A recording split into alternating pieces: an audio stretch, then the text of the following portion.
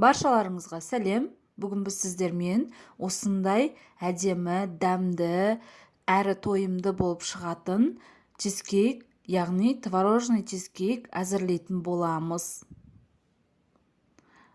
Чизкейкті дайындау үшін бізге экранда көрсетілген заттар қажет болады.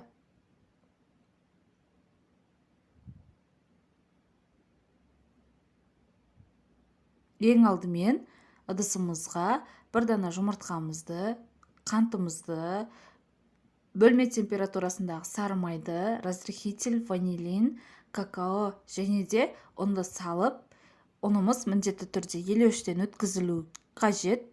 Миксердің көмегімен, не болмаса қолдың көмегімен қамыр әзірлейтін боламыз. Қамырды қатты басып илемейміз, бізге песочный, яғни үгітілмелі қамыр қажет болады.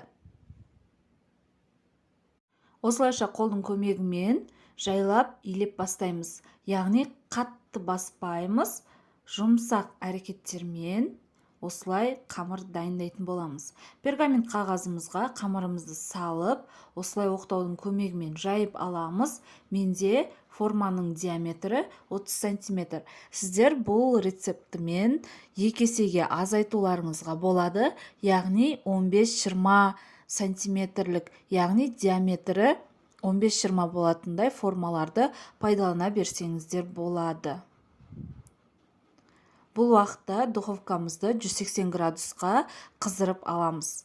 Енді біз ішіне салатын начинкамызды дайындайтын боламыз. Ыдысымызға творогты, жұмыртқаны, ванилин және де 5 грамм ұнымызды салып, осылай блендердің көмегімен езгілейтін боламыз. Массамыз біркелкі болуы қажет. Егер блендер болмайтын болса, ситаның көмегімен, не болмаса марлының көмегімен творогымызды елеуіштен, яғни со марлыдан, електен өткізіп, майда етіп, жұмыртқаны, жаңағы қалған заттарымызды салып, біркелкі масса дайындап, осылай салсақ болады.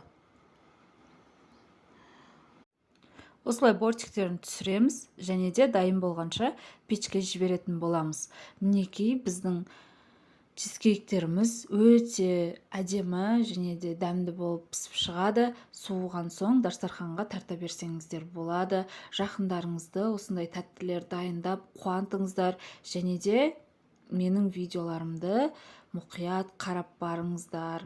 Ас болсын, каналға жазылуды ұмытпаңыздар.